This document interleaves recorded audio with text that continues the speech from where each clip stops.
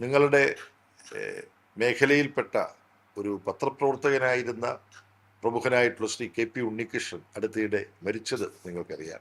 അദ്ദേഹം മരിച്ചപ്പോൾ എല്ലാ ഒബിച്വറിയിലും പരാമർശിക്കപ്പെട്ടൊരു കാര്യമാണ് 1991 അദ്ദേഹത്തിനെതിരായി വടകര പാർലമെന്റ് മണ്ഡലത്തിൽ അദ്ദേഹം LDFന്റെ സ്ഥാനാർത്ഥിയായിട്ട് മത്സരിക്കുമ്പോൾ അദ്ദേഹത്തിനെതിരായി BJPയും കോൺഗ്രസും ലീഗും പൊതു സ്ഥാനാർത്ഥിയാണ് നിർത്തിയത്.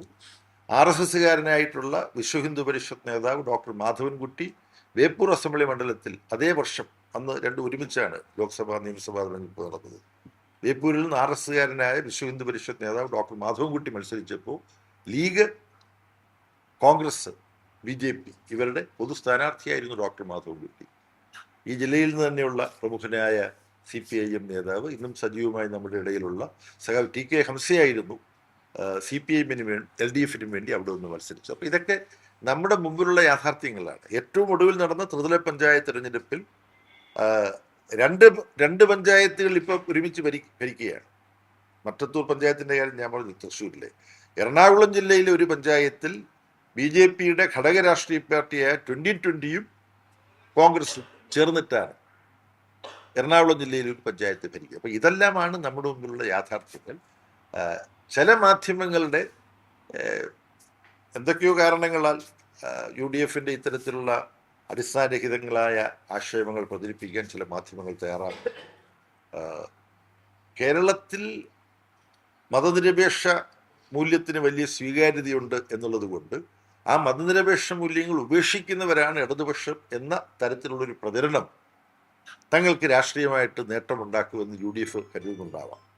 പിന്നെ ജനസംഖ്യയിൽ ഒരു 45% ന്യൂനപക്ഷങ്ങളാണ് കേരളത്തിൽ. അവർക്കിടയിലും ഒരു ആശയക്കുഴപ്പമുണ്ടാക്കാം എന്നുള്ള ചിന്തയാണ് UDFനെ ഇത്തരത്തിലുള്ള പ്രചരണങ്ങൾ നടത്താൻ പ്രേരിപ്പിക്കുന്നുണ്ടാവുക. കനകോലുവിനെ പോലെ പ്രചരണ ചുമതല ഔട്ട്സോഴ്സ് ചെയ്തിരിക്കുകയാണ്, കരാർ പണി കൊടുത്തിരിക്കുകയാണ് UDF. അത് എല്ലാവർക്കും അറിയാം. അത് പക്ഷേ വലിയൊരു പ്രശ്നമായിട്ട് രാഷ്ട്രീയ മണ്ഡലത്തിൽ ചർച്ച ചെയ്യപ്പെടുന്നില്ല. കേരളത്തിലും ഇങ്ങനെ ഈ നരേന്ദ്രമോദി 2014 ചെയ്ത പോലെയുള്ള പ്രചരണം കരാർ പണി കൊടുക്കേണ്ടതുണ്ടോ? യഥാർത്ഥത്തിൽ 2014 നരേന്ദ്രമോദിക്ക് വേണ്ടി പ്രവർത്തിച്ച രണ്ട് കരാർ പണിക്കാരുണ്ട്. ഒന്ന് പ്രശാന്ത് കിഷോറും മറ്റൊന്ന് കനകോലുവുമാണ്. അങ്ങനെ മുമ്പ് നരേന്ദ്രമോദിക്ക് വേണ്ടി രാഷ്ട്രീയ പ്രചാരണ പ്രവർത്തനത്തിൻ്റെ കരാർ ഏറ്റെടുത്തിയ ഒരാളെയാണ് ഇപ്പോൾ UDF കേരളത്തിൽ ആശ്രയിക്കുന്നത്, ശ്രീ കനകോലു എന്നുള്ളതും ആനുഷംഗികമായി ഞാൻ പറഞ്ഞു എന്ന് മാത്രമേ ഉള്ളൂ. പിന്നെ ന്യൂനപക്ഷങ്ങളുടെ ഓർമ്മയിലേക്ക് പറയാൻ ആഗ്രഹിക്കുന്ന കാര്യം, 1921 വളരെ പ്രശസ്തമായ മലബാർ സമരം, അതിനെ തുടർന്ന് മുസ്ലിം പള്ളിക്ക് അറ്റകുറ്റപ്പണി നടത്താനുള്ള യാതൊരു അനുവാദവും ബ്രിട്ടീഷ് ഗവൺമെൻറ് കൊടുത്തിരുന്നില്ല. 1947 സ്വാതന്ത്ര്യം കിട്ടിയതിന് ശേഷവും അതിനകത്ത് മാറ്റം വന്നില്ല. 1952 തിരഞ്ഞെടുപ്പിൽ രാജാജിയുടെ ഗവൺമെൻറ് വന്നു, മലബാർ ഉൾക്കൊള്ളുന്ന മദ്രാശി പ്രസിഡൻസി. ആ രാജാജി ഗവൺമെൻറ്റിന് മുസ്ലിം ലീഗിൻ്റെ കൂടി പിന്തുണ വേണമായിരുന്നു.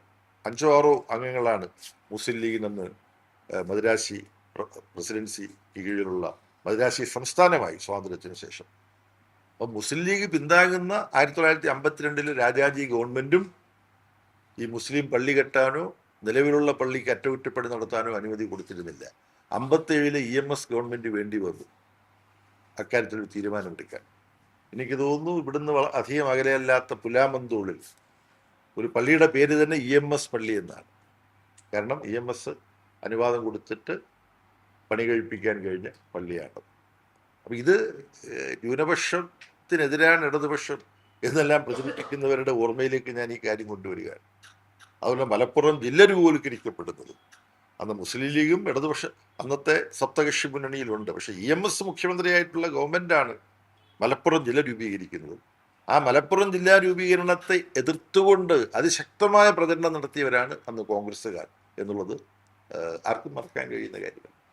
അതുപോലെ തന്നെ കോഴിക്കോട് സർവകലാശാല, അത് EMS ഗവൺമെൻറ്റിൻ്റെ കാലത്താണ് സ്ഥാപിക്കപ്പെടുന്നത്, ചേളാരിയിൽ. അന്ന് കോഴിക്കോട് ജില്ല ഉണ്ടായിട്ടില്ല. ജില്ല പിന്നീട് 69-ലാണ് ഉണ്ടാകുന്നത്. 68-ലാണ് കോഴിക്കോട് സർവകലാശാല വരുന്നത്. അതുവരെ ഒറ്റ സർവകലാശാലയേ ഉള്ളൂ. എന്നാൽ തൃശ്ശൂർ മുതൽ കാസർഗോഡ് വരെയുള്ള ജില്ലകളിലെ കോളേജുകൾ ചേർത്തുകൊണ്ട് അത് കേരളത്തിലെ ഏറ്റവും വലിയ യൂണിവേഴ്സിറ്റി ആയിട്ട് മാറിയപ്പോൾ ഏറ്റവും കൂടുതൽ അഫിലിയേറ്റഡ് കോളേജുള്ള യൂണിവേഴ്സിറ്റി കോഴിക്കോട് സർവകലാശാലയാണ്. അത് EMSന്റെ നേതൃത്വത്തിലുള്ള മന്ത്രിസഭയിൽ. വിദ്യാഭ്യാസ മന്ത്രി CH മുഹമ്മദ് കോയയാണ്. അത് ഞങ്ങൾ കൃത്യമായിട്ട് ഓർക്കുന്നു. അപ്പോൾ ഇത്തരത്തിൽ ജനങ്ങൾക്ക് ഓർക്കാൻ കഴിയുന്ന ഒരുപാട് കാര്യങ്ങളുണ്ട്. ക്രിസ്ത്യൻ ന്യൂനപക്ഷത്തെ സംബന്ധിച്ചിടത്തോളം ഇടതുപക്ഷം എടുത്തിട്ടുള്ള നിലപാടുകൾ മറക്കാൻ കഴിയുന്നതല്ല. മാരമൺ കൺവെൻഷൻ നടക്കാൻ അനുവദിക്കുകയില്ല. ഞങ്ങളുടെ പ്രവർത്തകർ അവിടേക്ക് മാർച്ച് ചെയ്യാൻ പോവുകയാണെന്ന് RSS പ്രഖ്യാപിച്ചു. VK നയനാർ കേരളത്തിൻ്റെ മുഖ്യമന്ത്രിയായിരിക്കും.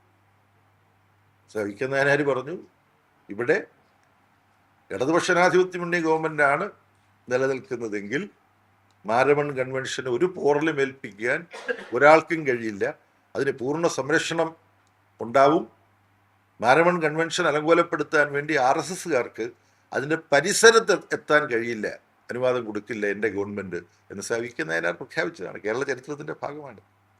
അപ്പം ന്യൂനപക്ഷ അവകാശങ്ങൾക്ക് നേരെ എവിടെ ഭീഷണി ഉണ്ടായാലും അതിനെ ശക്തമായി എതിർത്തിട്ടുള്ള നിലപാടാണ് ഇടതുപക്ഷ ജനാധിപത്യ മുന്നണിക്ക് അതിൻ്റെ ചരിത്രത്തിലുണ്ടായിട്ടുള്ളത്.